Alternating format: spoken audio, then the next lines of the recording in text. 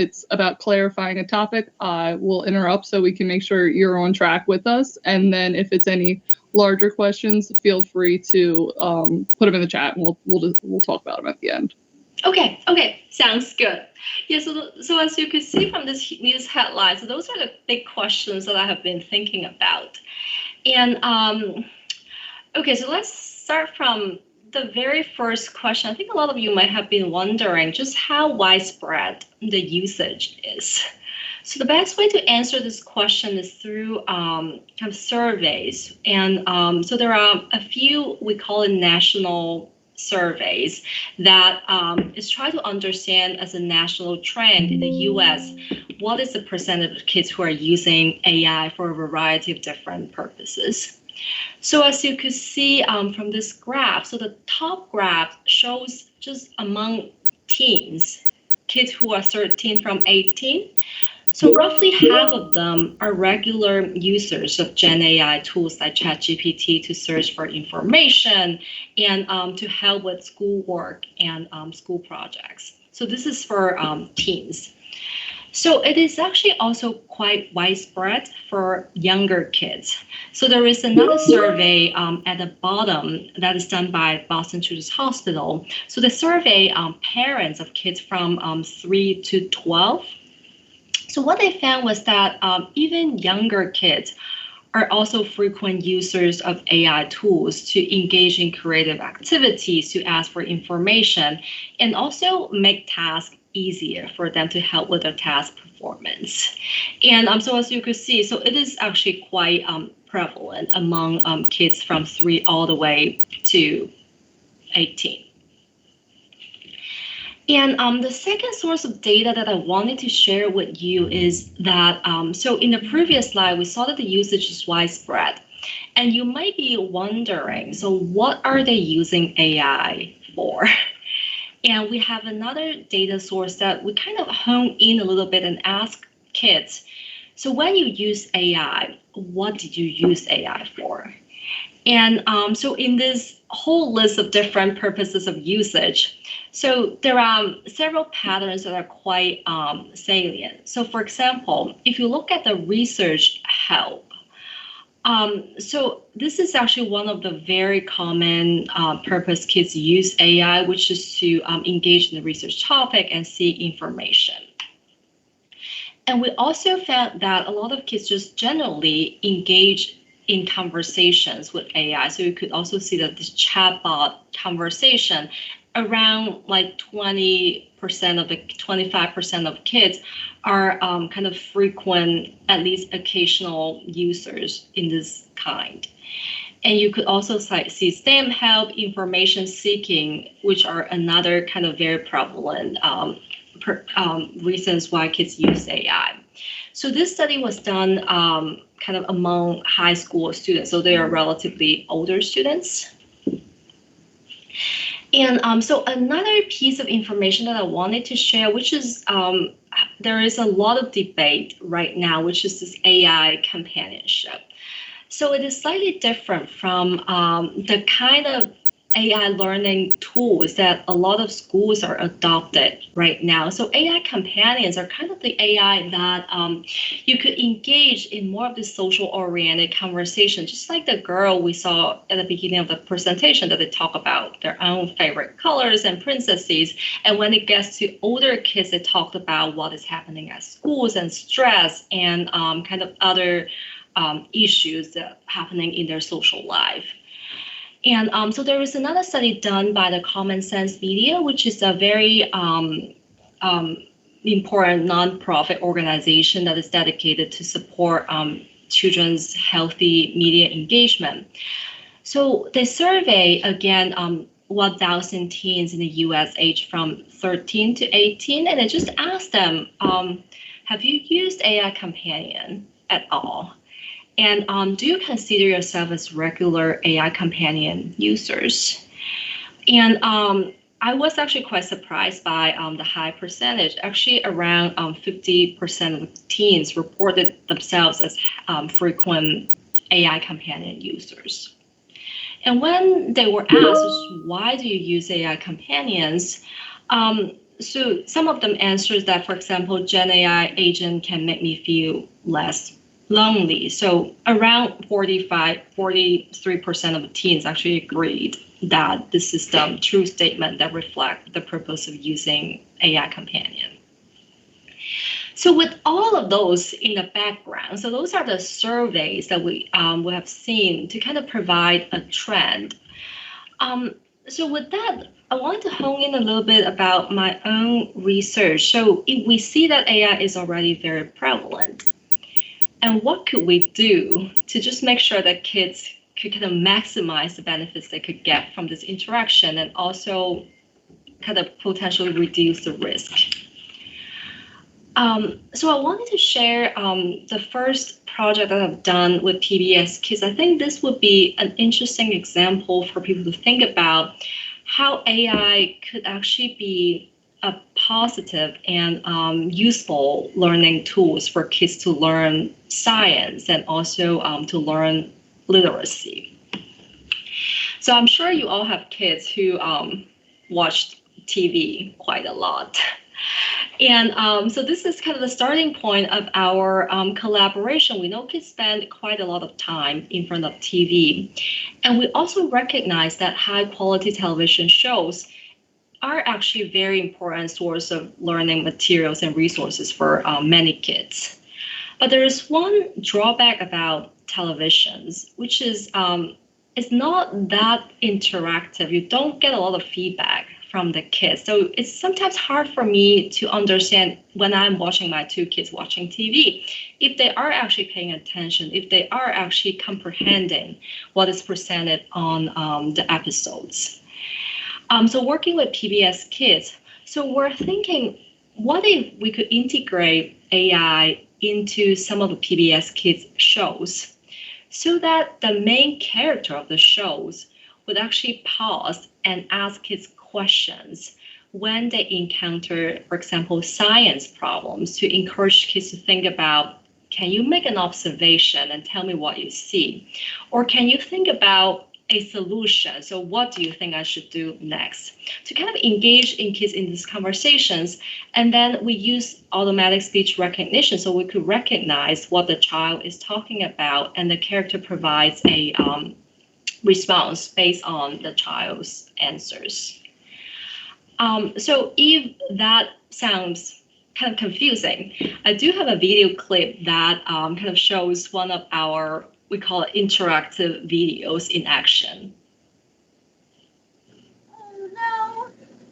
I'm not sure if any of you are familiar with this show. So this is Lila in the Loop. So it's a newer PBS Kids show that teaches kids computational thinking.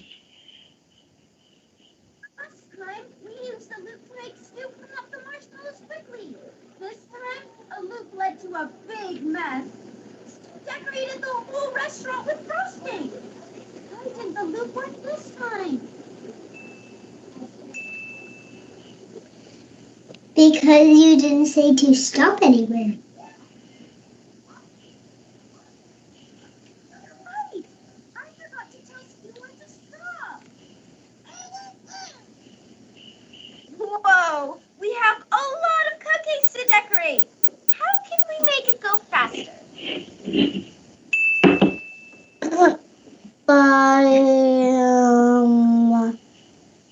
I don't know, actually.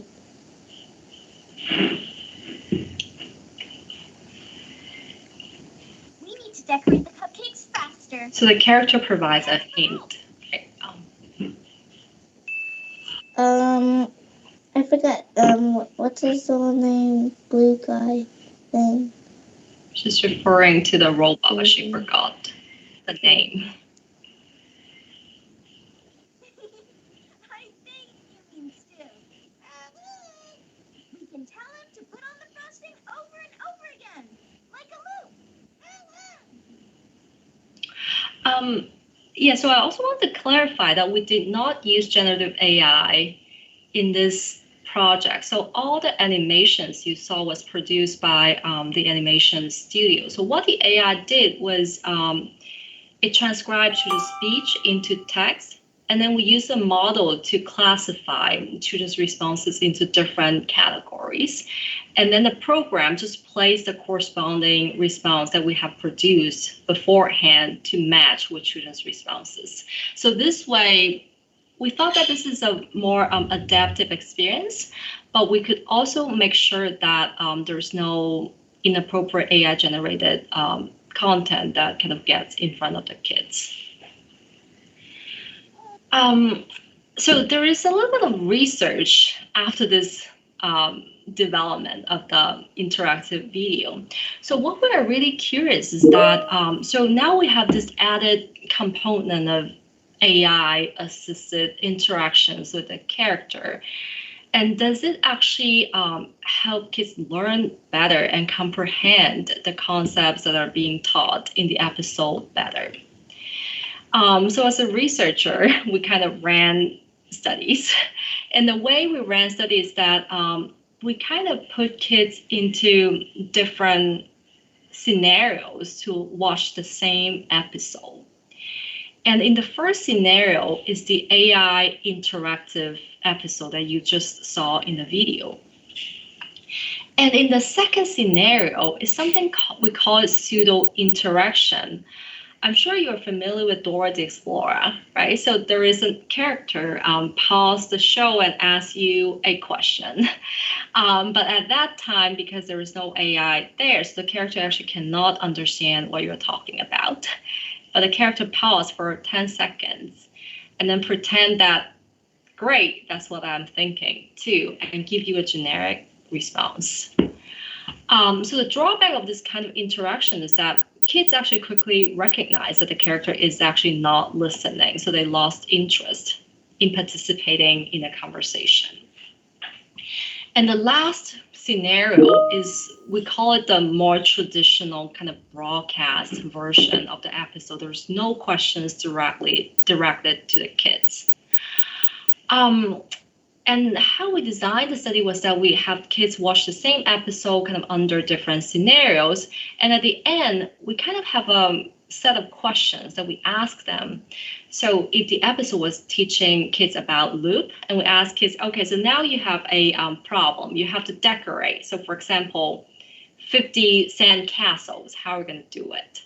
And we kind of test them if they are able to utilize the concepts that you just saw in the video to solve that problem. So indeed, we found that, yes, so kids who watched the AI-assisted interactive show actually were able to answer most of the questions.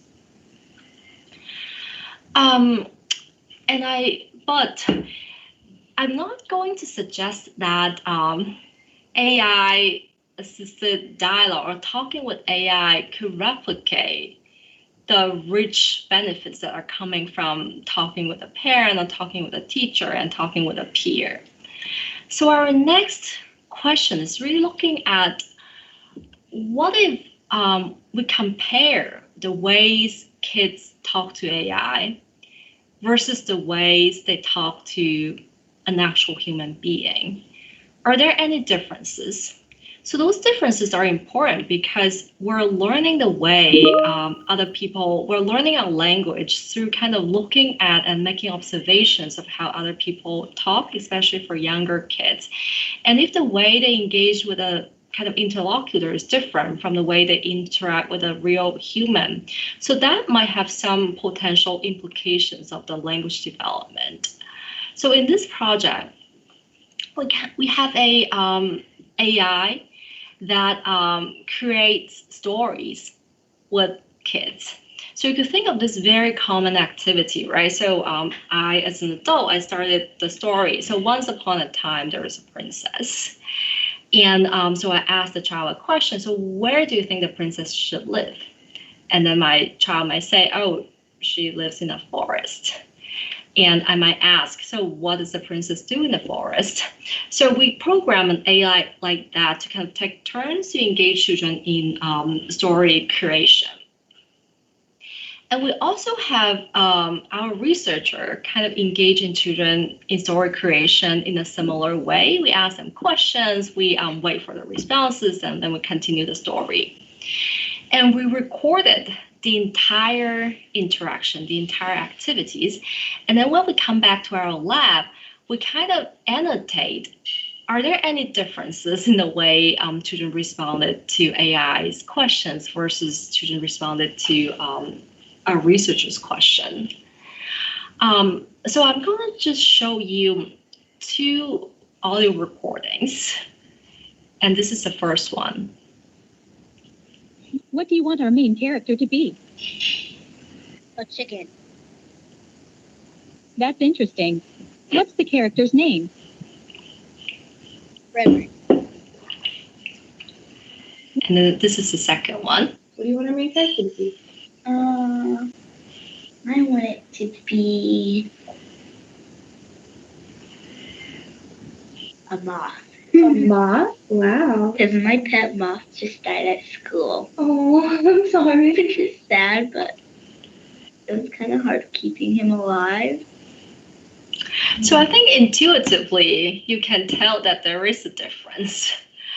And what we did was that we kind of try to quantify those differences. What do you want our main character? So there are a lot of different ways that we could look at it. So I'm gonna just put it in a very simple way. So we looked at if kids are more actively engaged in the conversations when their partner was a human. So we looked at just how much they actually responded to the questions and how elaborate the responses are. So it seems that the conclusion is that when I'm talking with a real person, kids are more engaged. They're more likely to respond to questions. They're more likely to also provide us more elaborate responses. And we also looked at the relational aspects. So for example, just how many emotional elements the kids brought up. And so how much they kind of bring up personal anecdotes. And also how much and to what extent their conversations directly build upon their partner's responses that we call it grounding. So again, we found that when children talk to an actual human being, they kind of engage in these more relational interactions. And so I think the main message here is that, yeah, so there might be some benefits and kids could learn knowledge and kind of grasp concepts from interacting with AI. But there are a lot of benefits of engaging with the human beings and also like this very rich language patterns that I think probably in the near future would be very difficult to be replicated by AI agents. And so for us, the next question is, so if we see these differences, so why are kids actually behaving differently? And so I also got a lot of questions from either parents and other researchers and teachers. So are kids actually able to differentiate between AI and humans? Would they kind of get confused if we have an AI that could talk in a very similar way as another human being? So we did have an interesting project to kind of understand that. So in this project, we kind of asked kids, so what do you think is inside this Google Home smart speaker? And we work with kids that are pretty young, so from 3 to 6, and they might not yet have the language to articulate what they think. So we gave them markers and paper to ask them, what if you draw what you think is inside? And we have a researcher sitting next to them and just listening them to think aloud as they drew what they think is inside the Google Home smart speaker. And then with this all of the drawings that we collected with kids, we again kind of analyze what did they put on the paper. And we saw that there are kind of 3 different categories. And we saw on the top, so a lot of kids kind of believed firmly that it is a machine, it is a device. They kind of drew this kind of complicated system with wires and button to represent Google. And we also have a group of kids who are at the bottom who kind of felt that, oh, it seems that there is a person inside, or it's kind of representing a person. And as you saw that a child drew a girl, said in Google is a girl, but she doesn't have arms. But we also have a considerable portion of kids who kind of really struggled with our question. They can't really think of what is inside, and they felt very puzzled and why this device can't answer my question. So they kind of resorted to fantasy thinking. They think it's something very magical inside, and some kids kind of explicitly said that it's like a person, but not a person. And we kind of try to probe the question a little bit more. In particular, we're very curious about, so if you think about when you talk to ChatGPT or when you talk to Alexa, it might create an illusion that the AI agent wanted to talk to you. So we kind of wanted to see if kids understood it this way or if kids interpret the AI agent's actions in that way. So I wanted to point you to this agency, which we ask kids a lot of questions like, when you talk to Alexa, do you think Alexa chooses to talk to you? Or when you talk to Alexa, do you think Alexa answers your question in this way on purpose? So if you see the scale, so we kind of ask them if it's not at all. So I don't think Alexa have this agency at all. So it would be the 0 that we saw here. The 1 is a little bit. I think Alexa might choose to talk to me actually a little bit. So it's more of this on the affirmative scale. And then 2 is actually sometimes. And 3 is very much.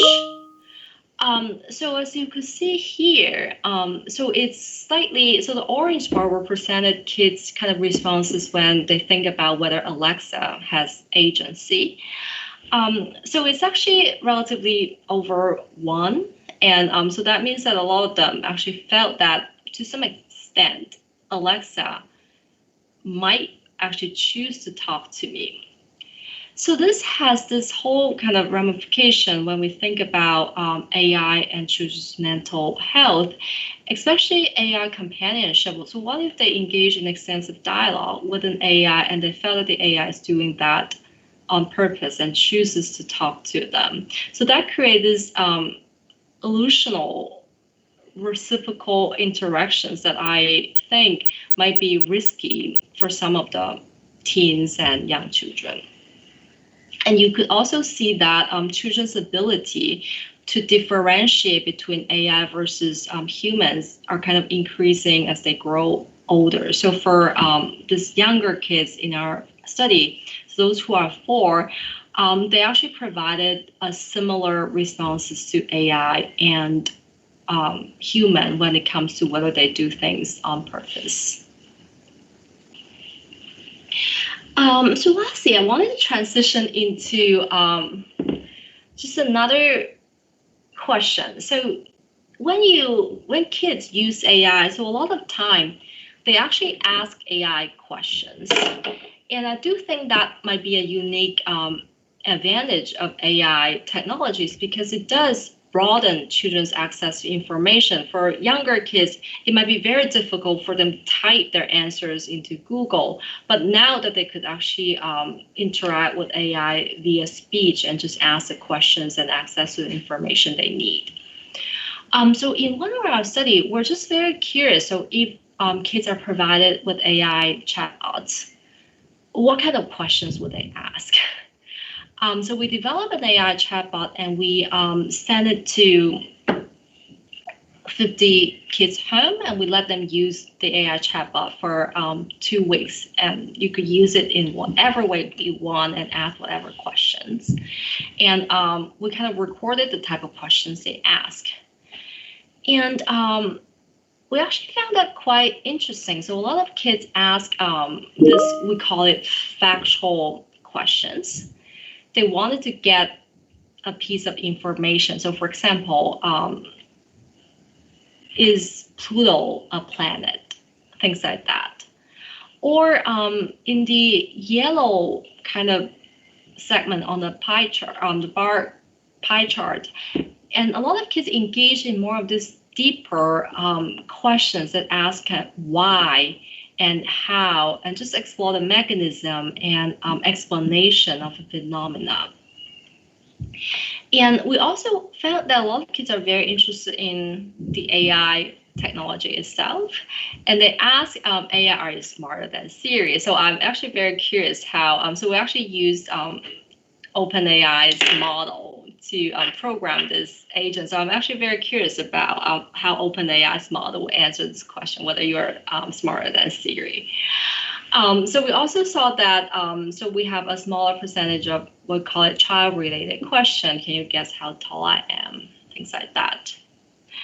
But also what we found was that, so we did see instances of questions that we think would be beneficial for children's kind of cognitive development, because we did see questions or instances kids are able to ask follow-up questions after follow-up questions and dig deeper and deeper on a topic. So there is an example that I put on the slide. So the child started by, what is the biggest galaxy? And then the AI said it's about 6 billion light years wide. And the child follow up, so how much and just how big is actually 6 million light year? And as you could see that, so this is the way actually how kids accumulate knowledge and get information. So this is something that is very beneficial that we have kind of repeatedly identified in the literature on child-parent interaction. And it's just very interesting to see a similar pattern in children's interactions with AI.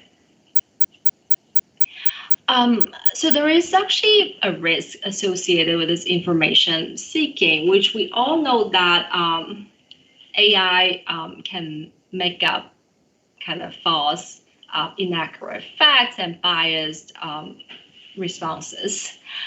But I also wanted to point out that the risk is actually not only exists within AI. So since the birth of internet and also other even books, and there is a risk of misinformation and disinformation. So I think it's also very important to teach kids how to cope with this risk and kind of identify the trustworthiness of different information.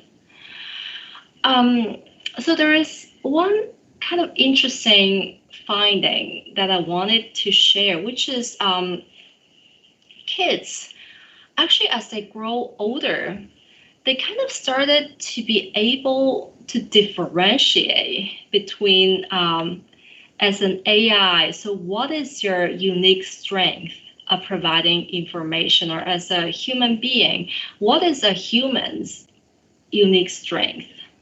And they kind of recognize that it seems AI is more capable of providing factual information, especially when it comes to these more detail-oriented facts.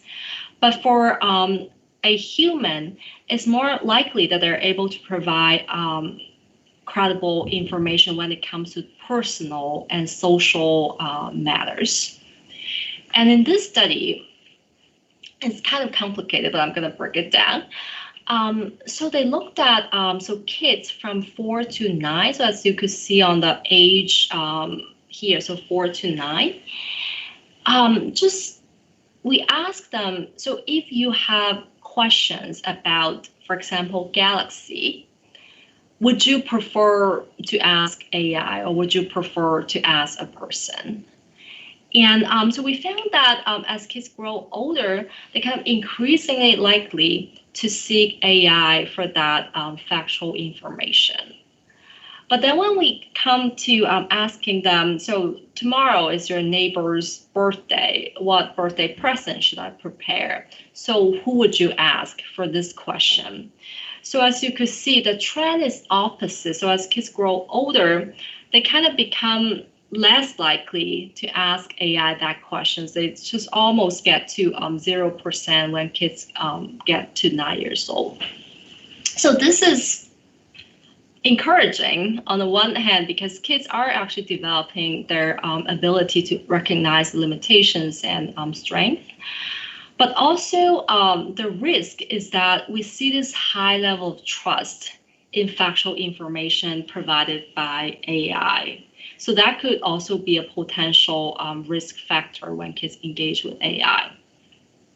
So in fact, there is a also national study done by the Common Sense Media. So they just ask teens again, so when you seek information from AI, how often do you use different strategies to verify the accuracy of the information?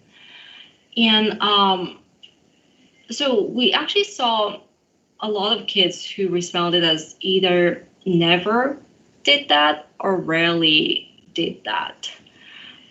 So I think this is one area that we probably need to think about how we could support kids to engage in this information seeking practices with AI.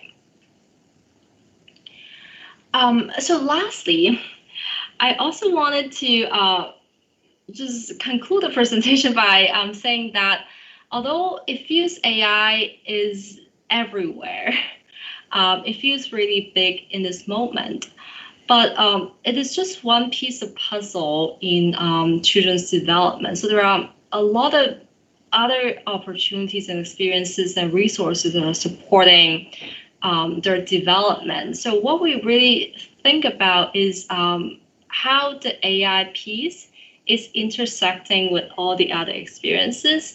So I think it is important, but it is not that important sometimes. So there are a few takeaways. I think the first one is, so AI could be an effective learning tool. I think especially when teach kids more concrete academic disciplines. And so kids do approach AI in conversations in different ways as they approach human-to-human interactions. And that might be just something influenced by their perception of what AI is capable of and how they perceive AI. And so AI could provide important information and reduce the barrier of information access for kids. But we need to be aware of children's ability to differentiate between disinformation, misinformation, and also their ability to formulate questions would actually play an important role in how much information they could get. So lastly, I think that children and youth turn to AI to actually fulfill different needs.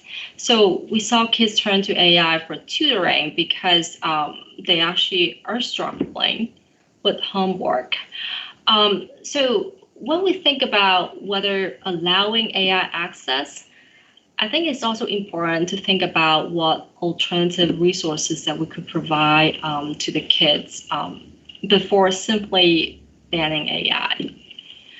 I think that's all I have prepared. That's amazing. Thank you. I really appreciate all the insight that you put out today. I feel like we got a lot of really great real world examples of how children have interacted